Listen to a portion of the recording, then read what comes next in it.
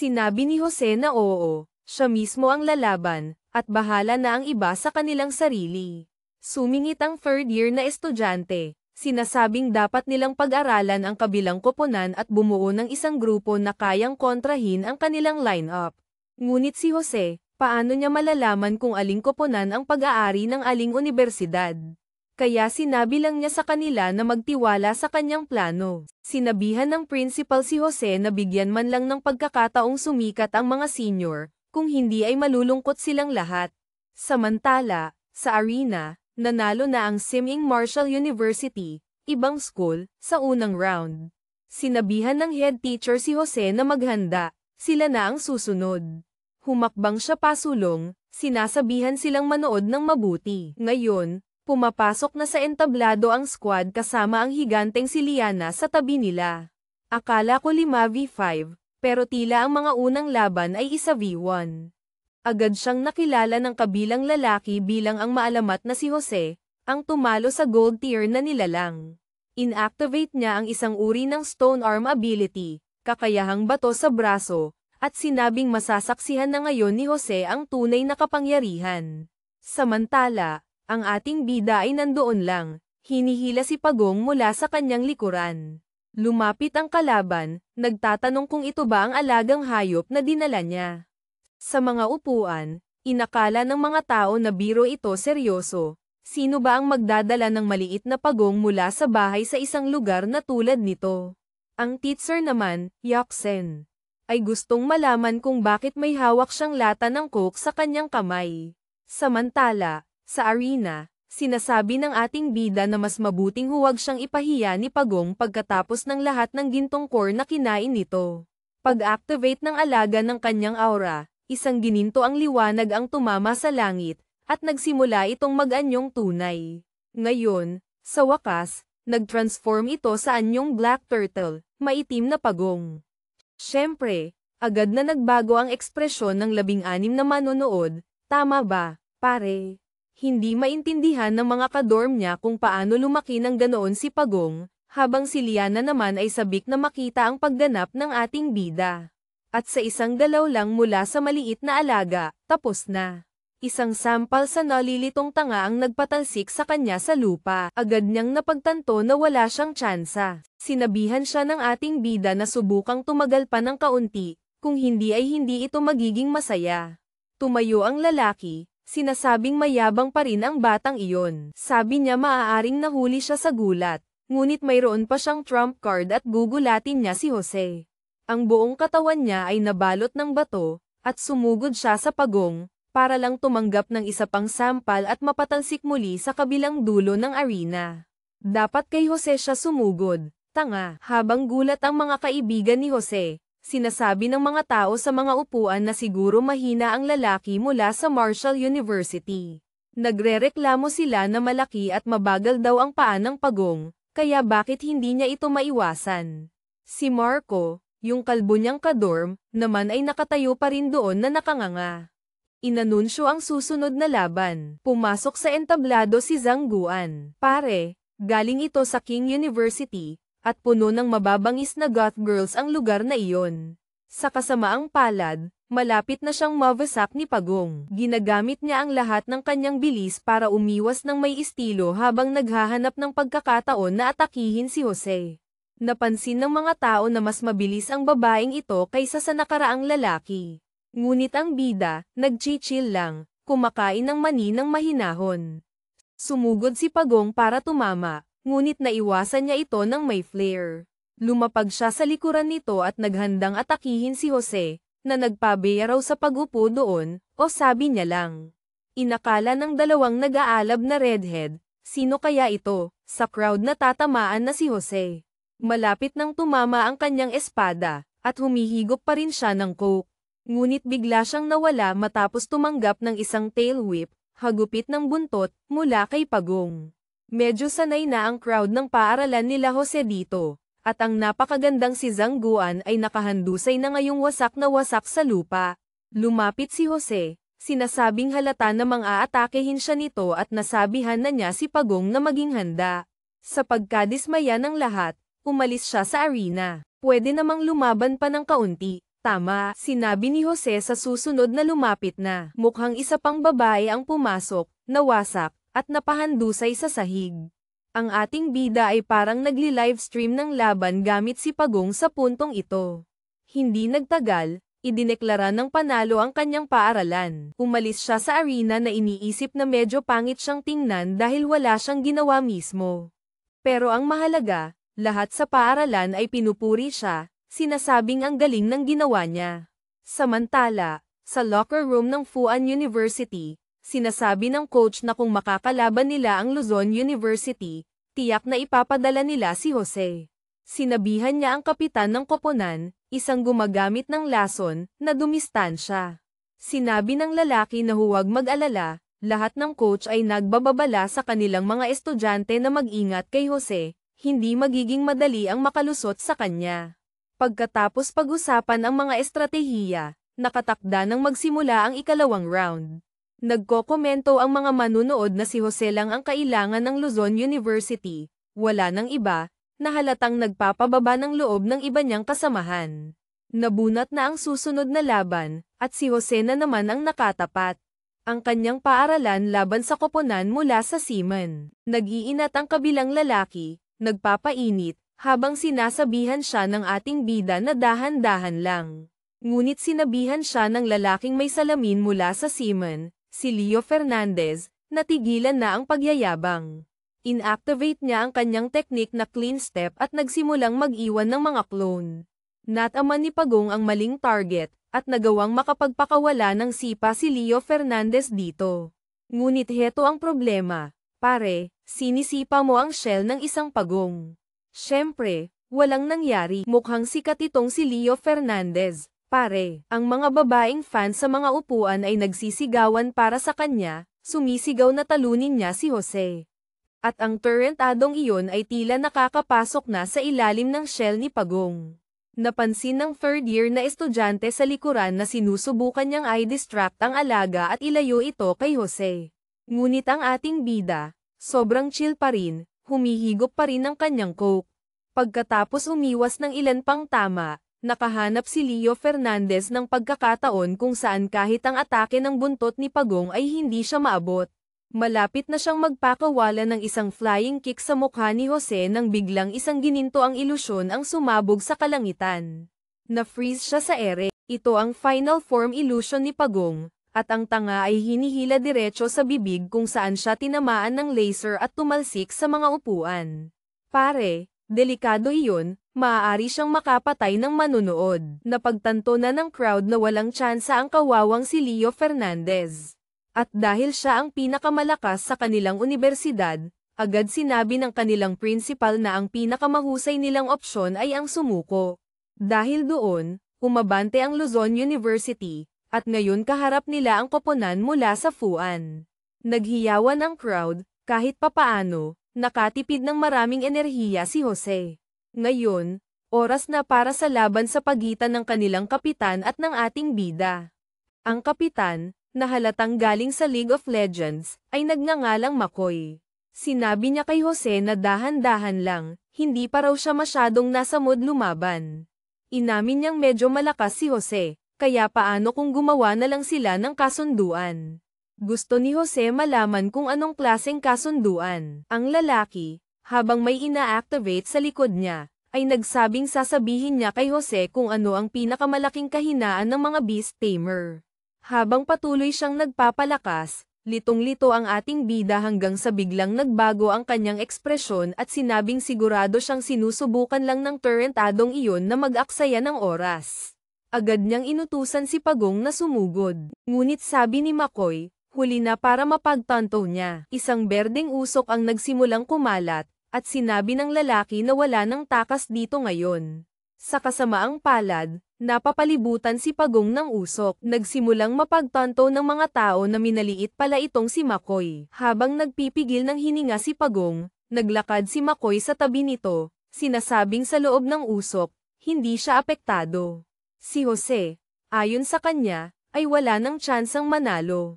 Kailangan na lang niya itong tapusin ngayon, at mapapanalunan na niya ang buong torneo. Napansin niya ang naninigas na ekspresyon ni Jose at sinabing mukhang hindi na nakayanan ng bata.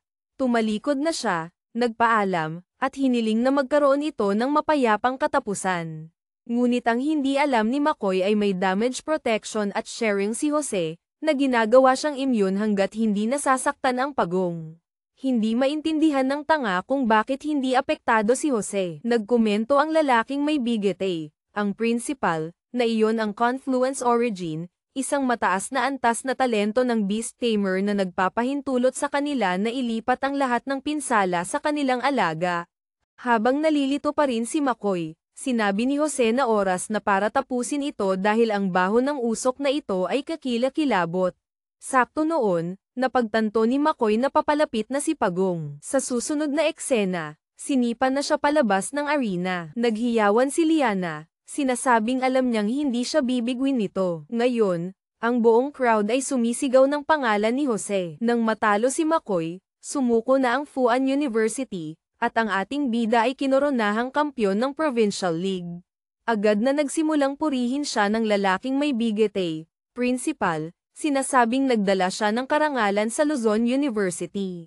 Siyempre, hindi tanga si Jose, sinabi niyang sa pagkakataong ito, mas mabuting maganda ang gantimpala.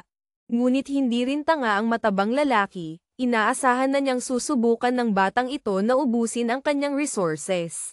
Hindi ko maintindihan kung bakit gustong magtipid ng mabahong lalaking ito gayong halata namang ang ating bida ang GOAT.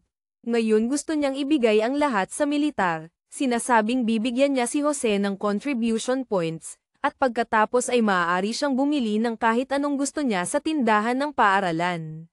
Ang iba, na hindi man lang lumaban, ay mukhang medyo alanganin, nagtataka kung makakakuha ba sila ng kahit ano. Ang matabang lalaki, syempre, ay gustong walang ibigay na puntos kahit kanino at sinabi sa kanila na pag-uusapan nila ito sa loob ng 3 araw. Pagkatapos ay paalis na siya, sinasabihan silang magpahinga at ay enjoy ang break. Napagtanto ni Jose na nawala ang tusong tarantado sa sandaling nagsimulang pag-usapan ng mga tao ang mga gantimpala. Pagbalik sa universidad, inanunsyo na ng tagapagbalita ang nagwagi sa provincial tournament ang nag-iisang tumalo sa 3 paaralan.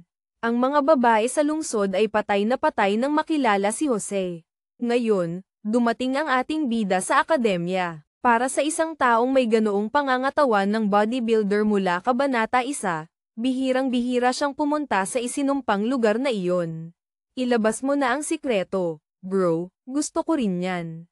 Pagdating niya roon, tinatawag niya si Kanin, sinasabing ibibigay niya rito ang lahat ng napanalunan niya, na sa kasamaang palad ay hindi gaanong marami. Ngunit dahil mas mababa ang level ng Kuting, nagsimula ang ebolusyon.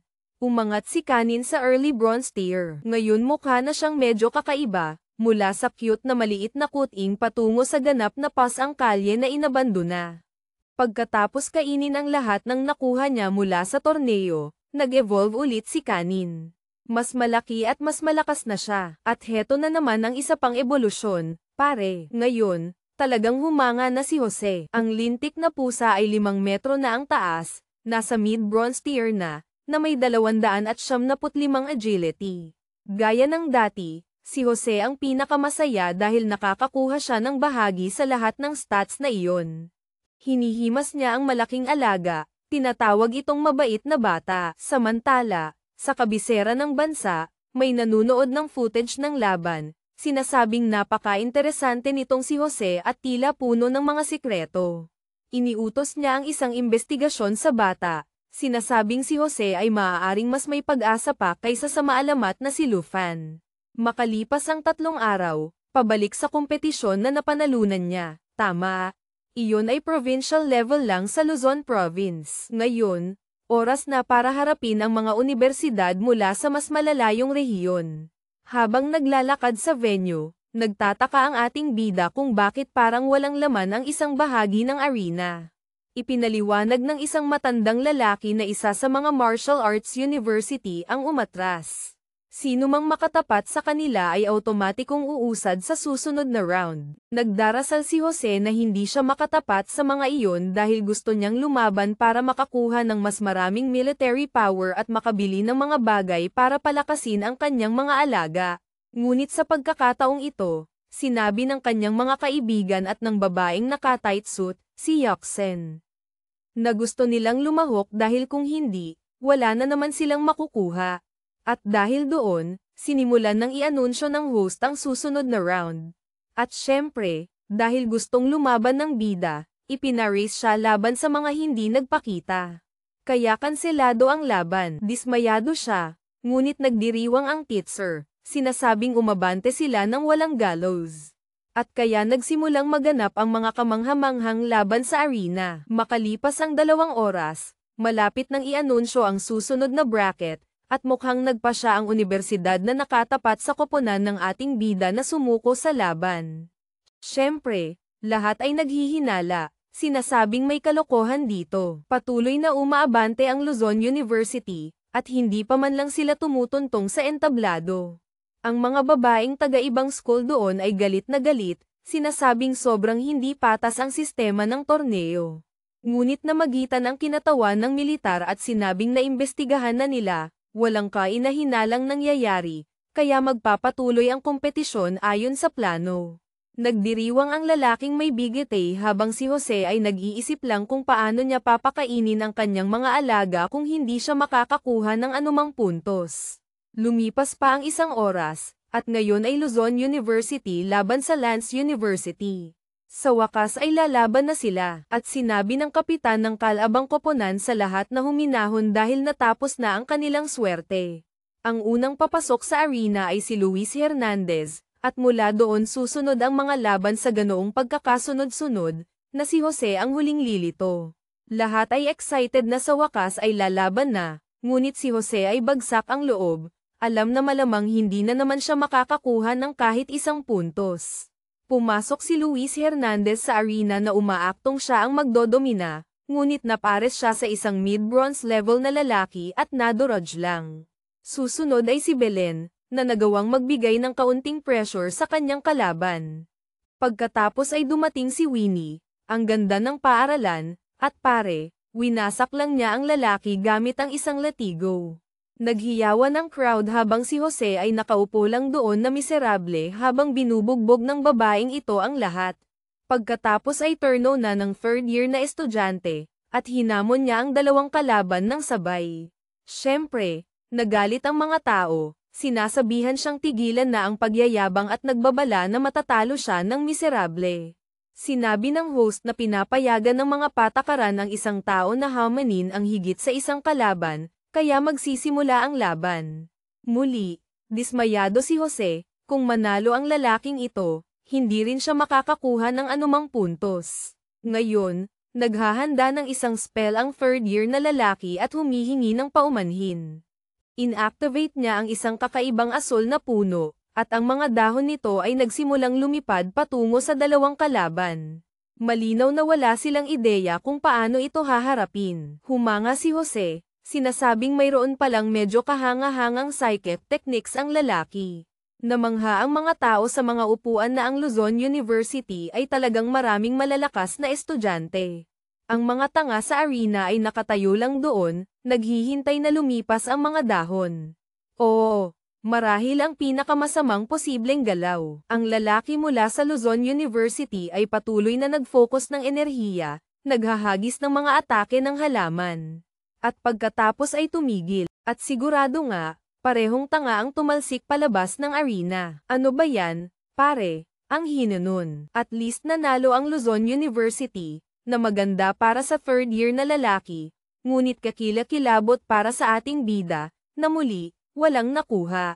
Kakaiba, sinabi ng lalaking may bigete, principal, sa 3rd year na magaling ang ginawa nito, ngunit ang tunay na bayani ng kompetisyon ay si Jose. Tulad ng bida, nalilito rin ako, bakit nila siya pinupuri ng sobra? Sinabi ng matabang lalaki na dahil sa presensya ni Jose kaya 2 koponan ang sumuko sa kanilang mga laban, at iyon ang dahilan kung bakit pabor siya sa bata. Nalilito rin ako tulad ng ating mahal na si Jose. Tingnan mo ang mukhang iyon, pare, wala siyang ideya kung ano ang sinasabi ng lalaking ito. Ngunit walang pakialam ang iba, nagdiriwang lang sila sa pagkapanalo. Iyon lang. Pagkatapos ay lumipat ang eksena sa mansyon ng pamilyang Lin, pamilya ni Liana, at may tumatawag kay Liana. Tingnan nyo kung sino ang nagbalik, mga kasama. Naaalala nyo ba yung isang kwento na may lalaking may 100% drop rate at palagi niyang nakakalimutan ang kulay ng mata at buhok ng karakter?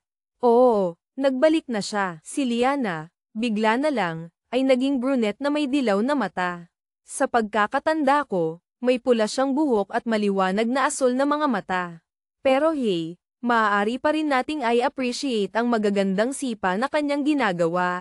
Sinabi ng lalaking may balbas sa malapit na simula nang makita niya ang performance ni Jose, nagsasanay na siya na parang baliw. At sakto noon, lumingon siya at sinabi kay Tito Wuan, Uncle Wuan, na malapit nang maubos ang mga tableta na ibinigay niya at kailangan niya pa ng marami. Lumayo ang matandang lalaki, iniisip na wala siyang ideya kung bakit sobrang obsessed ang babaeng ito kay Jose. Tontoneladang napakayamang milyonaryo sa lungsod ang sumubok na makuha siya, at tinanggihan niya silang lahat. Sa totoo lang, tama ang ginagawa niya, pare. Alam niyang halata namang siya ang bida sa kwentong ito. Lumipas ang 7 araw, at ngayon nasa Magic City, mahiwagang lungsod, na sila. Lahat ng tao ay inilalagay ang kanilang mga kamay sa isang higanteng gintong monumento. Dumating din si Jose. Sinasabing ang bagay na iyon ay tiyak na nagkakahalaga ng milyon-milyon.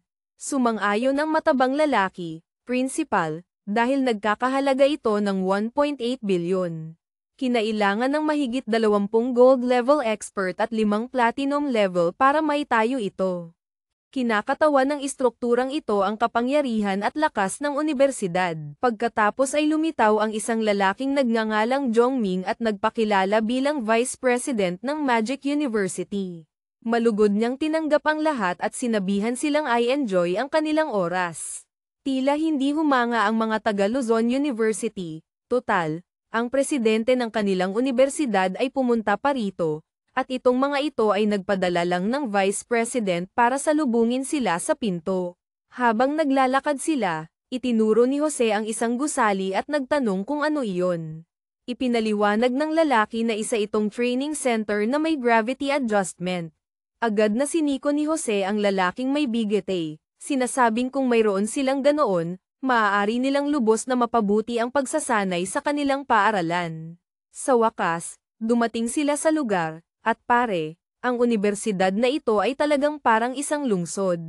Napakalaki. Ang gusali ay May 24 na palapag at naghahain ng lahat ng uri ng lutuin mula sa buong mundo. Sinabi ng lalaki na walang limitasyon ang pagkain. Tinanong ni Jose kung sigurado siya. Kinumpirma ng lalaki, oo, walang limitasyon. Ngunit pare, kung hindi niya alam kung ano ang darating, tiyak na ipakakawala ni Jose ang kanyang mga alaga sa buffet na iyon. At agad siyang tumakbo palayo, sumisigaw na magpipiesta si Pagong. Nakatayo lang doon ang lalaki, nagtataka kung ang batang ito ba ay namamatay na sa gutom o ano. Sakto noon, may nagsabi sa kanya na wala silang ideya kung gaano karami kumain ang Pagong na iyon.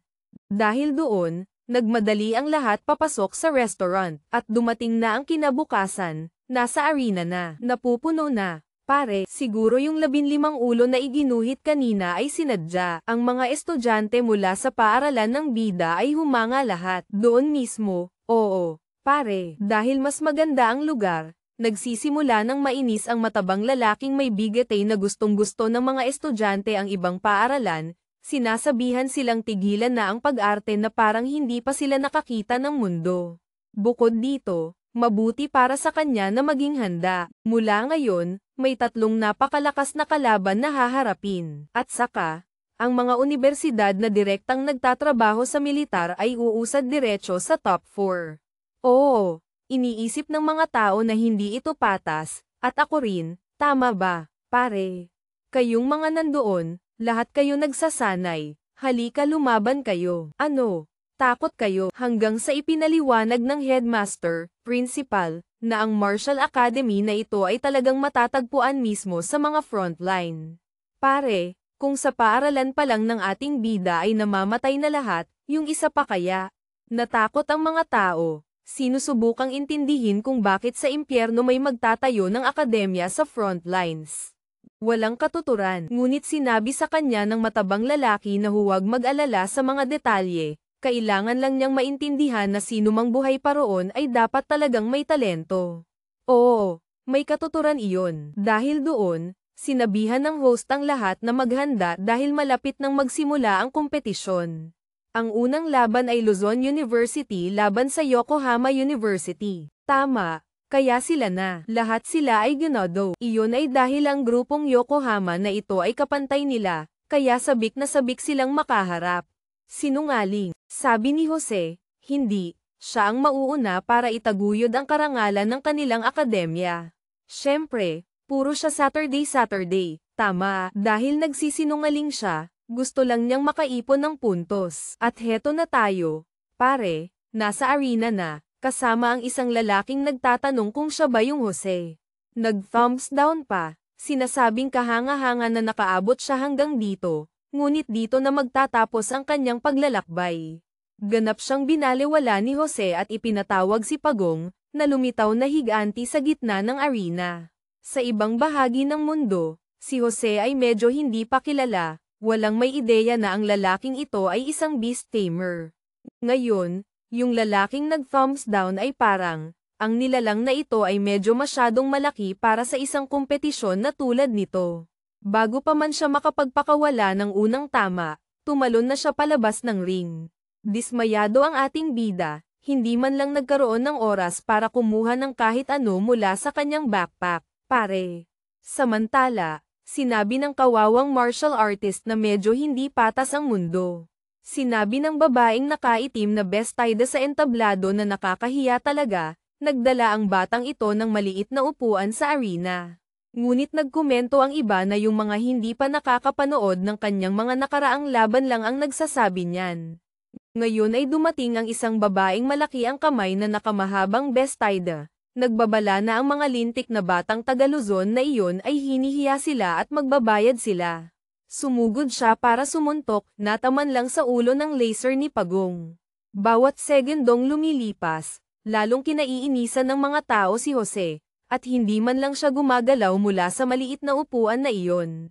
Ngunit ang headmaster ay nakangiti, sinasabing ang kanyang akademya ay nagkakaroon ng kamanghamanghang katanyagan dahil sa batang ito. Sakto noon, sinabi ng isang third-year na lalaki na huwag masyadong magsaya dahil malapit nang harapin ni Jose ang isang tunay na hamon. Sa isang kalapit na arena, isang kalbong lalaki ang lumundag sa lalaking may pulang buhok, at sumabog ang lahat. Buong yabang kasama ang kanyang maliliit na guwantes, sinabi ng lalaki na medyo napasobra siya.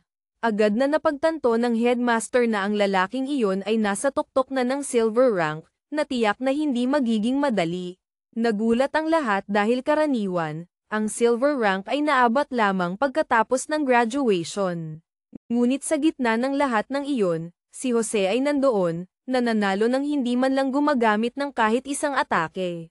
Dalawang lalaki ang nagsimulang magtalo, sinasabing, patitikiman mo ng pagkatalo ang bata. Isa sa kanila ang pumasok na may kamay sa bulsa, sinasabing swerte lang si Jose, ngunit malas niya, siya na ang kalaban niya ngayon. Napagtanto ng ating bida na ito ay silver rank 2 at na-curious siya kung gaano talaga ito kalakas. Ngumiti ang kalaban, inactivate ang isang asul na aura, at sinabing mararanasan na ni Jose ang kapangyarihan ng isang silver rank. Nagpadala siya ng isang buhawi na lumilipad patungo kay Pagong, at mukhang nahihirapan talaga ang kawawang bagay, pare. Dahil sa pressure mula sa atake, medyo naipit siya sa gravity field, at sinamantala ng lalaki ang pagkakataon na pumunta sa likuran ni Jose. Naghagis siya ng isang crescent-shaped strike, nagpapalam sa bata, habang umiinom ito ng kanyang soda. Sa totoo lang, hindi lang isa ang hinagis niya, sinundan niya ito ng isang buong combo, at nagsimulang umusok. Siyempre, kumpiyansang-kumpiyansa siya, ngunit natutunan na natin na hindi mo pwedeng basta na lang baliwalain ang Pagong ni Jose. Ayan siya, ganap na hindi nasaktan, salamat sa kakayahang i-redirect ang pinsala sa malaking alaga. Napagtanto ng lalaki na ito ay damage synchronization, ngunit wala siyang ideya kung paano nagkaroon ng ganoong skill ang isang amateur na tulad ni Jose. Lumalabas na ito ay isang banal na teknik mula sa lalaking si Lufan, ang maalamat na beast tamer. Ngunit walang ipinaliwanag si Jose, tinanong lang niya kung saan napunta ang lahat ng kumpiyansang iyon. Pagkatapos ay ibinalik niya si Pagong sa backpack at ipinadala si Kanin sa battlefield. Sabi niya gusto niyang makita itong sumikat pagkatapos kainin ang lahat ng pagkaing iyon. Siyempre, dahil nakita ng lalaki ang hindi pa nag-transform na nilalang, iniisip niya talagang nagdala ng kuting ang bata sa laban. At least ang mga babae sa crowd ay excited, sinasabing cute daw ito. Ang mga kaibigan naman sa kabilang banda ay nagtataka kung tuluyan ng nabaliw si Jose at sinusubukang pabugbog ang sarili. Si Liana ay hindi rin sigurado, ngunit sinabi sa kanya ng headmaster na manatiling kalmado, sigurado siyang hindi iyon ordinaryong pusa. Pagkatapos ay sinabihan ng lalaki ang ating bida na magmadali at ilabas ang Pagong dahil magiging boring ito. Hanggang sa nagsimulang mag-transform ang nilalang at inactivate ang aura nito. Mukhang natakot ng isang segundo ang lalaki, tila nakilala niya ang ungol. Bago pa siya makapag-react, nag-transform ang malaking pusa at naglunsad ng isang atake. Sakto noon, napagtanto ng lahat sa entablado. Tama ba, pare, na isa itong espesyal na nilalang, hindi lang isang regular na alaga. Yung third year na lalaki ay hindi man lang humanga, nakangiti lang siya, sinasabing, kamangha-mangha, nakapagpaamo si Jose ng isa pa. Sinabi ko na sa inyo na nagbalik ang reyna ng pagpapalit ng kulay ng buhok. Si Liana ay may purple na buhok na ngayon, pero kanina brown, pare. At lahat ay nagulat dahil mukhang napakabihira ang makapagpaamo ng dalawang nilalang. Si Kanin, sa isang mabilis na galaw, ay nasa likuran na ng tanga. Lumingon ang lalaki at nagpakawala ng isang slash, ngunit isa lang iyong ilusyon, at ngayon nasa likuran na naman niya si Kanin. Nalilito ang lalaki, lalo na't si Jose ay nakatayo lang doon, walang ginagawa. Nagpasya siyang tapusin na ang bata dahil hindi ito gumagalaw. Ngunit syempre, sa sandaling inatake niya ang bida, siya ang naging biktima at hinampes ng isang paa, tumilapon, at sumabog sa pader. Dahil doon, nakakuha ng isa pang panalo ang Luzon University kasama si Jose. Walang umaasa na isang silver rank ang madodamano ng ganoon kadali, at yung mga babae sa entablado, hindi mapigil ang magkagusto sa lalaki. Sayang, may Liana na siya, tama, loyal siyang bata, at ayun siya, feel na feel ang sarili, nagfa-finger signs sa ere, nilalasap ang mga papuri. Nalilito ang mga hurado, sinusubukang alamin kung kailan pa sumali ang batang ito sa Luzon University. Mukhang kahit ang mga nangungunang estudyante mula sa kabisera ay walang laban. Samantala, sa lugar ng Imperial University, umiinom ng alak ang mga lalaki habang nanunood ng championship, pare. Sinasabing kung makakalaban nila ang batang ito, hindi ito magiging madali. Ang kapitan ng Imperial Academy, na nagngangalang Kenji Zishan, ay nagsabing kung sino man ang makakaharap niya, mas mabuting bugbugin niya ang bata hanggang mamatay. Sumang-ayon ang kanyang mga kaibigan, sinasabing kailangang turuan ng leksyon ang lintik na probinsya nung iyon.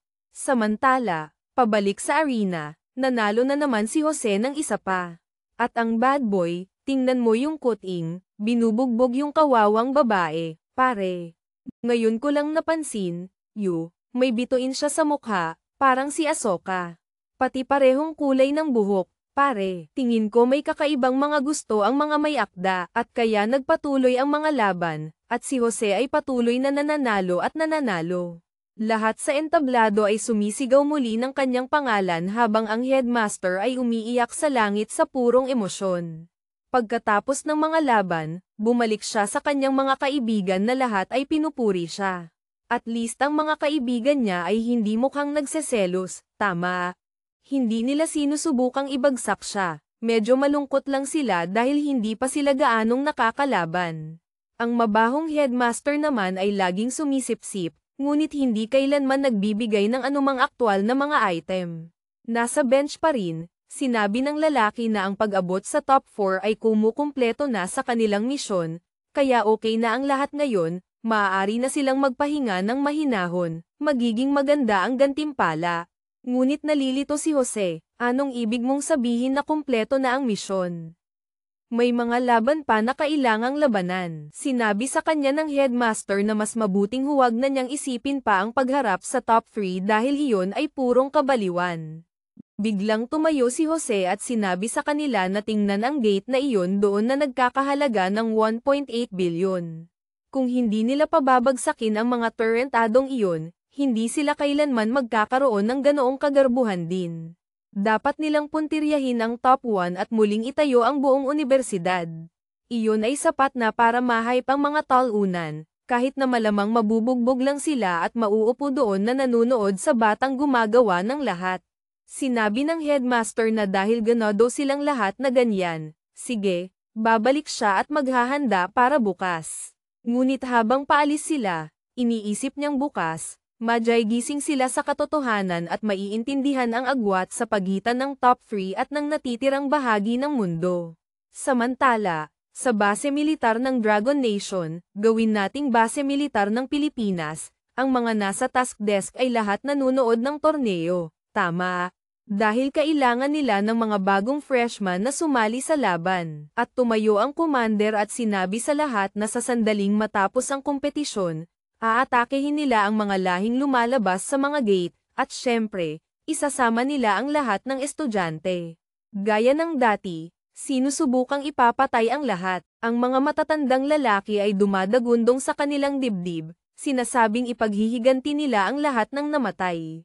Ngunit sa totoo lang, kasalanan nyo, mga tarantado, patuloy kayong nagpapadala ng mga hindi sanay na bata sa battlefield. Kinaumagahan, sa hotel ng GOAT, nandoon siya, ginagawa ang kanyang cultivation sa kama habang ang kanyang maliliit na alaga ay ngumangat-ngat. Pare, ang magandang bagay, anumang ma-absorb ng mga alaga ay nako-convert sa kanyang stats, kaya ang aura ng bata ay sumasabog na. Ngunit pagkatapos, sa isang iglap, lumitaw siya mismo sa harap ng plato ng pagkain. Medyo nalilito siya, at sinabi ng system na natutunan niya lang ang transposition skill. Sa loob ng 1 kilometro radius, maaari na siyang makipagpalit ng lugar sa kanyang mga nilalang. Pagtingin sa sopa, napagtanto niyang kaya pala nandoon si Pagong. Nahanap niya itong kakaiba, muntik na siyang kumain ng pagkain ng Pagong.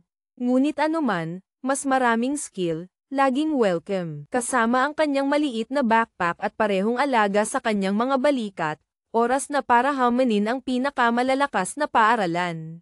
Ang tagapag-anunsyo ay nagsabing ipinapakilala niya ang pride ng Military Academy, ang base ng mga tagapagtanggol ng Great Wall, palitan ng tagapagtanggol ng pader, itinatag noong 1907.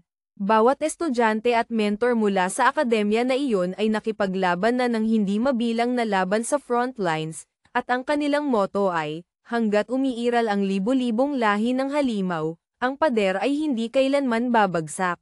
Ang matandang lalaking may kapa ay nagngangalang Nick King, at isa siyang King-level expert. Sa entablado, lahat ay ganado. Tila ang mga ito ay laging kasiya siyang panoorin. Ang kakaiba para sa matabang lalaki, principal, ay napakakaunti ng kanilang mga miyembro. Ngunit sinabi ng lahat na laging ganoon, halos hindi nila kailangan ng maraming tao para manalo. Pagkatapos ay inanunsyo ng tagapag-anunsyo ang mga unang laban. Ang una ay ang Military Academy laban sa Martial Academy, at ang pangalawa ay ang Martial Academy laban sa Luzon University. Mukhang ang Martial Academy ay nangangahulugan lang ng kung anumang random na paaralan, tama? Dahil mayroong ilan, si Kenji Zishan, Imperial Academy Captain, ay nagpapamasahe. Sinasabing ang pakikipaglaban sa mga mahihinang ito ay laging boring. At mukhang ang koponan ng mga babaeng nakapulang palda ang makakaharap ng Luzon University. Nagsasalita na sila ng masama, sinasabing ang pagtalo sa kanila ay halos nakakahiya.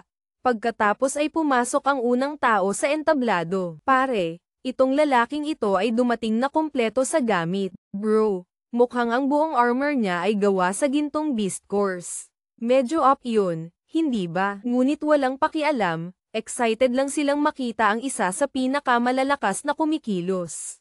Isang kawawang lalaki mula sa Martial Academy ang pumasok din sa field, ngunit sa totoo lang, sa gamit pa lang, talo na siya.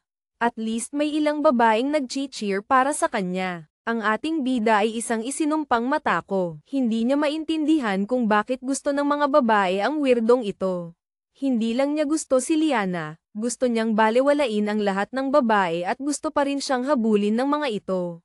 Anong tarantado? Tinapak niya ang balikat ng kanyang kaibigan, sinasabihan itong mauna at ipakita kung ano ang kaya nito. Gayunpaman, pina-power up ng lalaking militar ang lahat ng kanyang gamit at sinabihan ang isa na sumugod sa kanya. Yung lalaking si Wang Yang mula sa Martial Academy ay sumugod gamit ang kanyang umiikot na asul na atake ng sibat. Mula sa malayo, makikita mo ang impact, mukhang tumama ito diretso sa armor.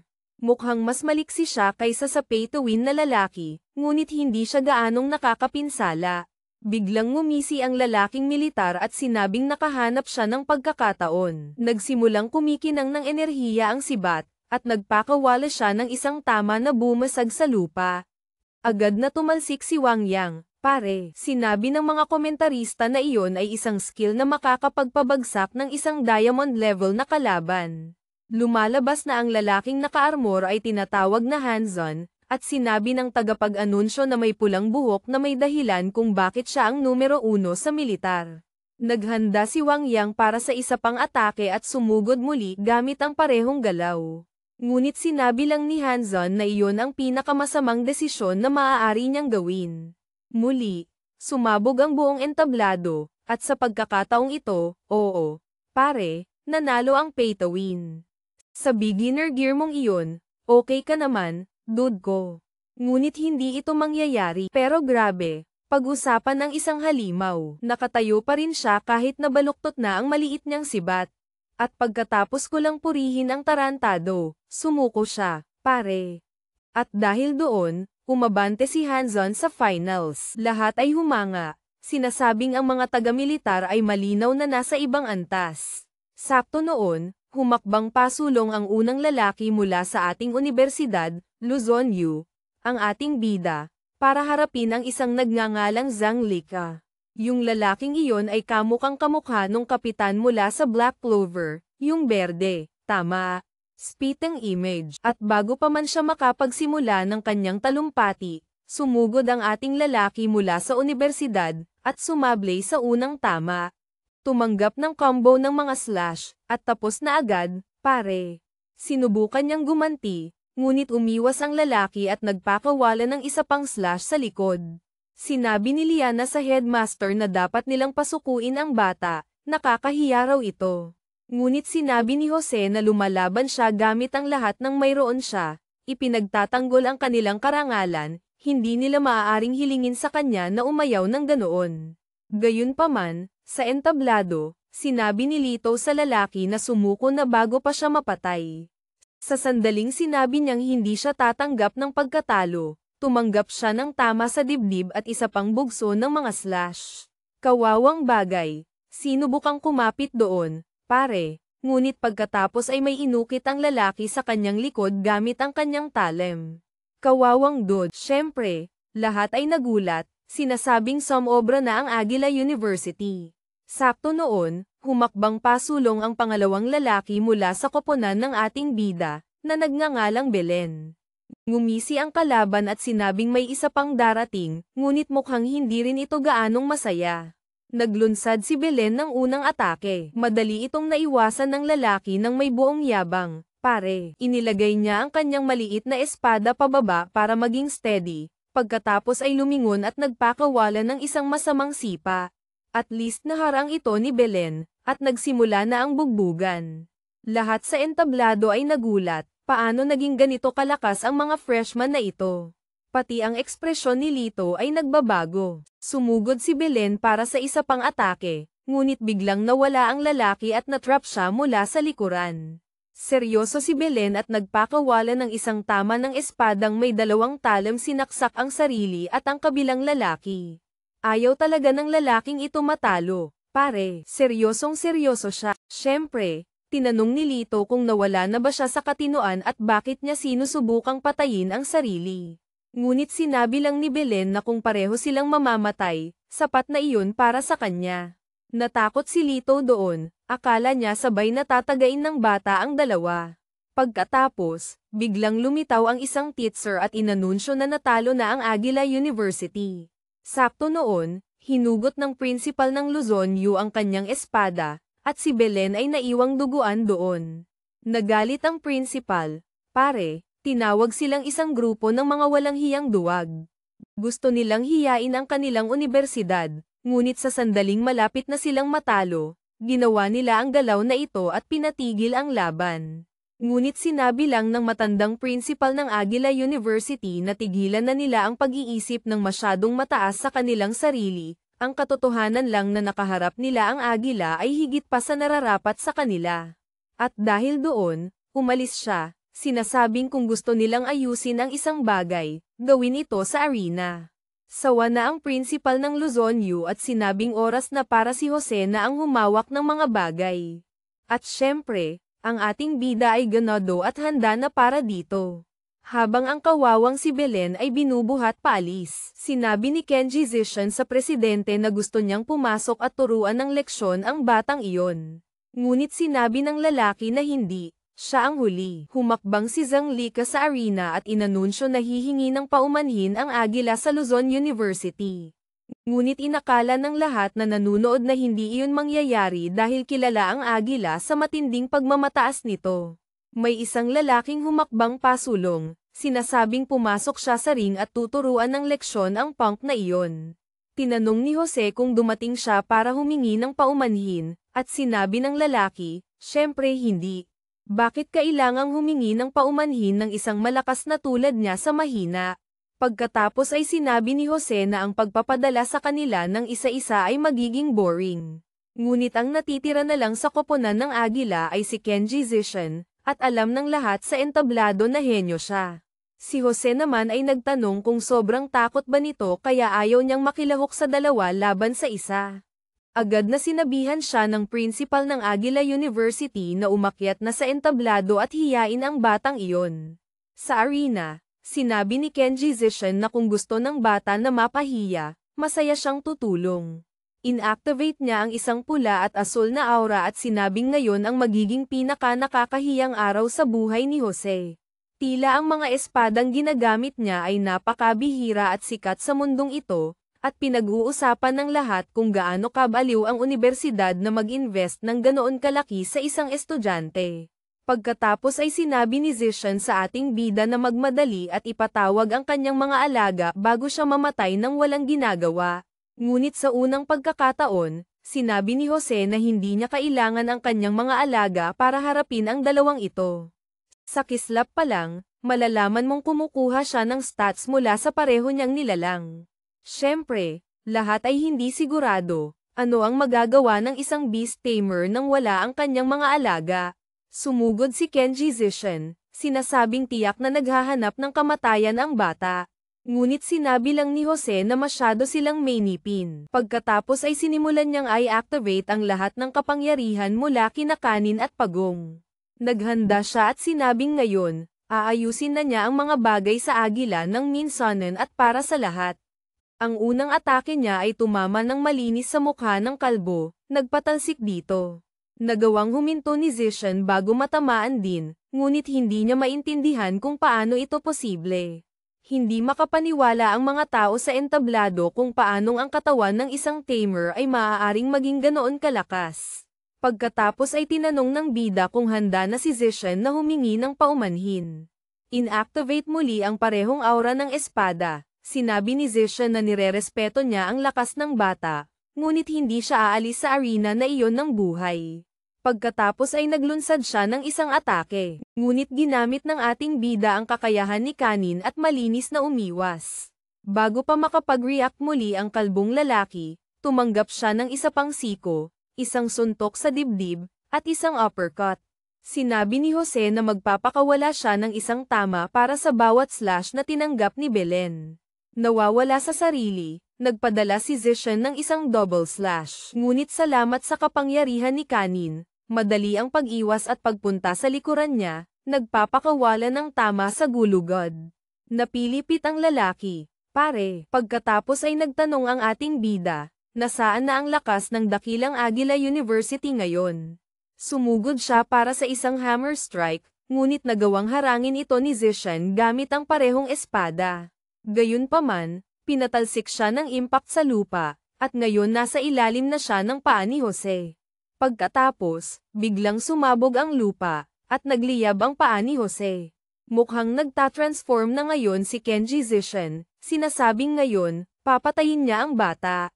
Sa labas, nagsisimula ng mag-alala ang principal ng Luzon U at ang iba pa, nagiging mapanganib na ito. Sumugod si Zishan gamit ang parehong espada para sa isang slash kay Jose. Ngunit sa pagkakataong ito, ginamit ng ating bida ang kakayahan sa depensa ni Pagong. Nalito ang lalaki, walang nagawa ang kanyang atake, at sinabi ng bida, ngayon, ako naman. Isa pang malinis na uppercut, at nabitawan ng tanga ang parehong espada at tumama sa sahig.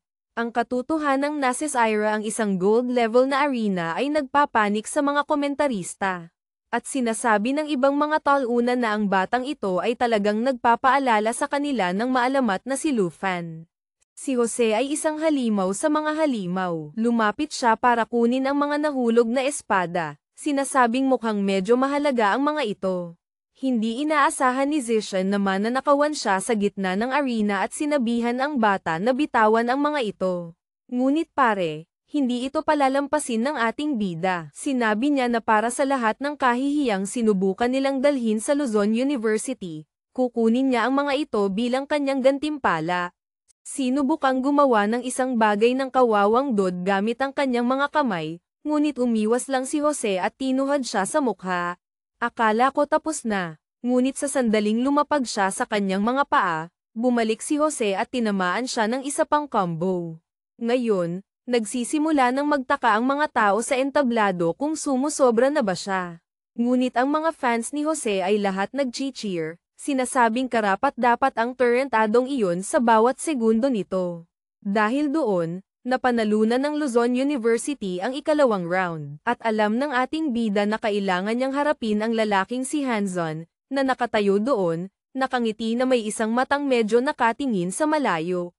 Dude ko, tumingin ka rito. Mali ang direksyon ng tingin mo. Sabi niya excited siyang labanan si Jose. Ngunit ang maliit na bandido ay paalis na sa arena. Pare, hawak ang mga espada. Walang magtatanong dito. Siyempre, sa sandaling sinabi ko iyon, lumitaw ang principal ng Agila University, sinasabihan siyang ibalik ang mga espada, tinatawag siyang magnanakaw. Itinatago ng ating bida ang mga ito sa likod niya na parang bata, sinasabing, hindi, naiwan sila sa arena kaya kukunin ko sila. Hindi dapat sinubukan siyang hiyain, ngunit hindi naman siya ganoong kalupit na lalaki, kung hihingi ng paumanhin ang Agila, marahil ibabalik niya ang mga espada. Ngayon ang buong crowd ay nagagalit sa matandang lalaki, sinasabihan siyang humingi na lang ng paumanhin dahil tama si Jose. Ang matandang lalaki, syempre, ay tinawag na mayabang ang bata at sinabing walang katuturan iyon. Ngunit sinasabi sa kanya ng mga taga Luzon University na sumunod na lang o mawawala sa kanya ang mga espada. At pagkatapos, bam, inactivate ng matandang lalaki ang kanyang aura, sinasabing tuturuan niya ng leksyon ang mga immature na batang ito. Sinabi ng principal ng Luzon U kay Jose na tumakbo. Ngunit teka, sino ba yung lalaking militar na iyon? Nagiging weird na ang kwentong ito. Anong nangyayari? Lumalabas na ang lalaking iyon ay ang presidente ng Military University. Nagsimulang sumigaw ang lahat sa matandang lalaki na tumigil habang dahan-dahan siyang papalapit kay Jose. Sa puntong iyon, nagsimulang magtalo ang tatlong headmaster, dalawa sa kanila ay ipinagtatanggol si Jose, at ang matanda ay sinasabihan ang lalaking militar na huwag makialam. Lahat ng tatlong aura ay nagbabanggaan sa gitna ng arena, hanggang sa lumitaw ang isang lalaking may puting buhok na nakaklok. Iyon si Dao Yi, isang Lord-level expert na rank number 6. Sinabi niya sa matandang lalaki na nakakahiya para sa Agila University na atakihin ang isang junior mula sa iba ng ganoon. At ganoon lang, pinilit niya ang matandang lalaki na yumuko at humingi ng paumanhin kay Jose. Sabi niya kahanga-hanga ang laban ni Jose at humingi rin ng paumanhin para sa weirdong matandang lalaki. Ang motto ng Marshall University ay ang malakas lang ang nabubuhay. Ang isang matuwid na tao ay dapat maging tulad ng maalamat na si Lufan, nagtataglay ng walang kapantay na kapangyarihan at ginagamit ito para protektahan ang bansa. Ang pag-uugali ng matandang lalaki ay isang seryosong pagkakamali. Pagkatapos ay umalis si Dao Yi. Sinasabing mawawalan ng posisyon bilang presidente ang matandang lalaki at magiging instructor na lang. Sa entablado, sinasabi ng lahat na hindi mapipigilan ang Luzon University ngayong taon. Pinupuri ng mga kaibigan ang ating bida, sinasabing siya ang pride ng paaralan. Hindi pa rin ako makapaniwala na lahat ay talagang chill, karaniwan, laging may isang naiinggit na haltak. Ewan ko kung bakit. Pero pakiramdam ko yung third year na lalaki ay kalaunan magiging tarantado. Ngunit sa ngayon, cool siya. Ang problema ngayon ay kailangan nilang harapin ang military university sa finals, na nakakabaliw. Gusto ng headmaster na magpahinga ang bata, ngunit sinabi ni Jose na halos hindi siya lumaban, sabik siya sa laban na ito. Ang gusto lang niya ay kaunting gantimpala ngayon. Sa wakas ay nagbukas na ang principal. Sinasabing mayroon siyang ilang personal na beast course na maibibigay niya sa bata. Lumipas ang isang oras, at lahat ay nag-cheer para kay Hanzon. Ang pay-to-win na lalaki ay pumasok sa arena kasama ang kanyang bilyon-bilyong pisong armor. Sinasabing excited siya sa laban kay Jose. Nag-propose siya na ayusin nila ito sa isang round lang, at sumang-ayon ang ating bida. Pagkatapos ay nagpasya siyang tingnan ang stats ng lalaki, at ang kanyang constitution pa lang ay nasa 316 na. Bago pa siya makatingin ng mas malayo, sinabi sa kanya ni Hanzon na magsimula ng gumalaw. Ngayon si Jose ay kumikinang na parang bahaghari, ma'am. Mayroon siyang pula mula sa isang espada, asul mula sa isa pa, berde mula sa pagong, at dilaw mula sa pusa. Oo, sabi ko dilaw. At sa kanyang dilaw na kislap, iniiwasan niya ang lahat, pare.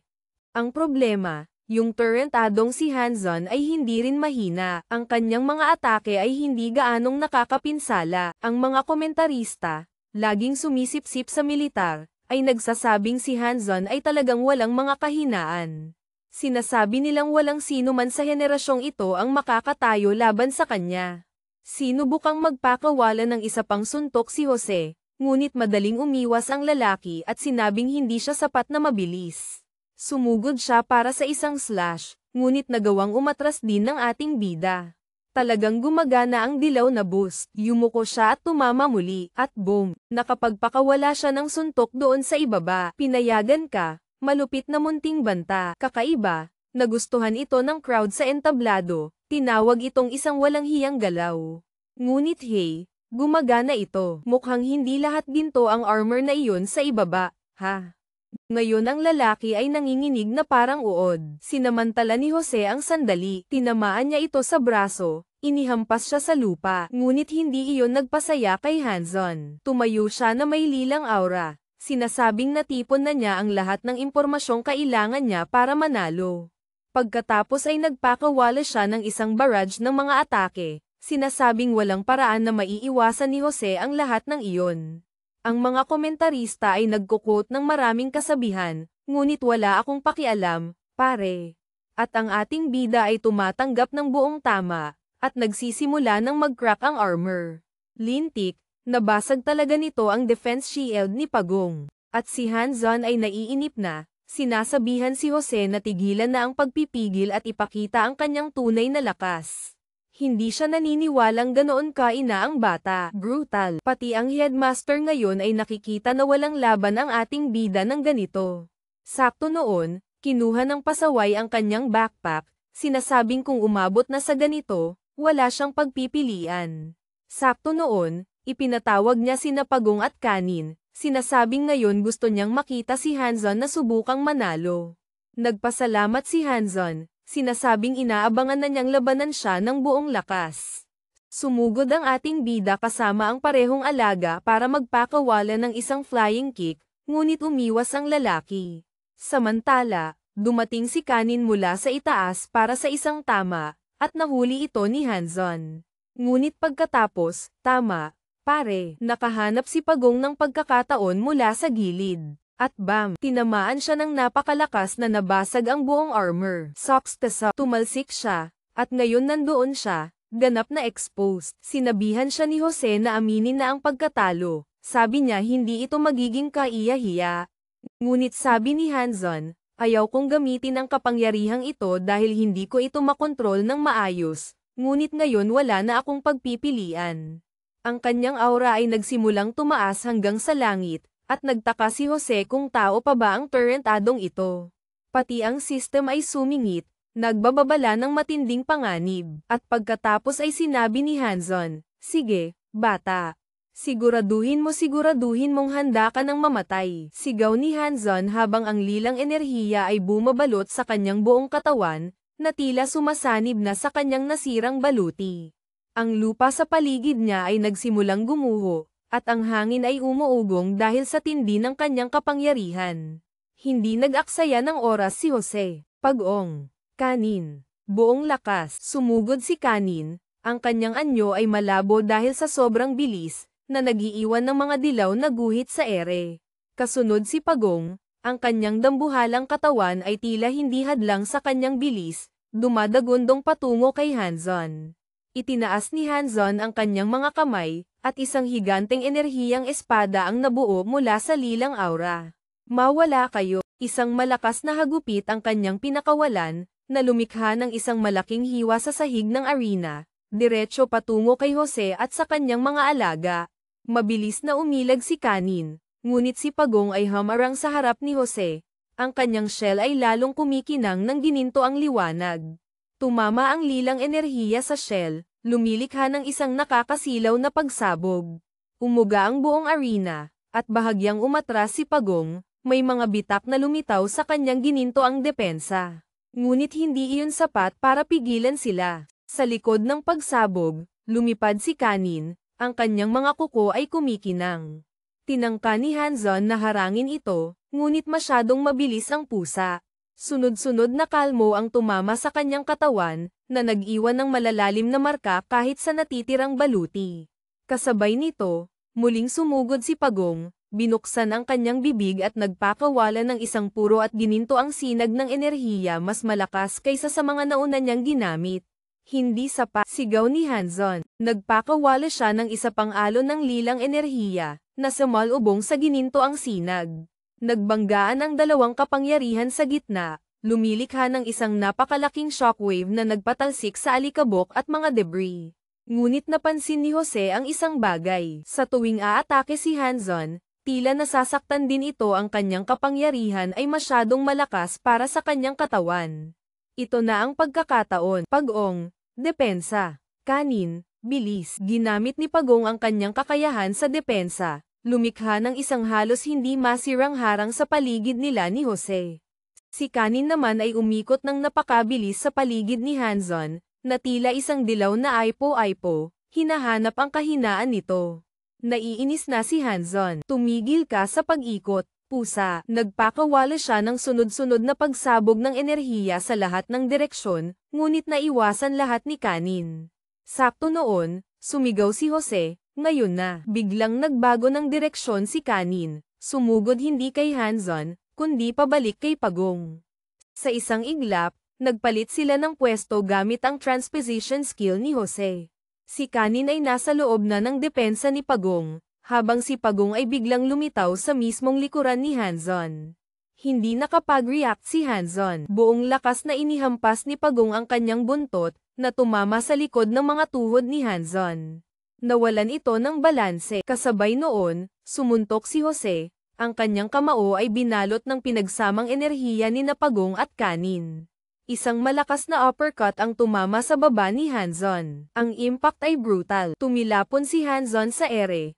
Ang kanyang lilang aura ay biglang naglaho, at bumagsak siya sa sahig ng walang malay.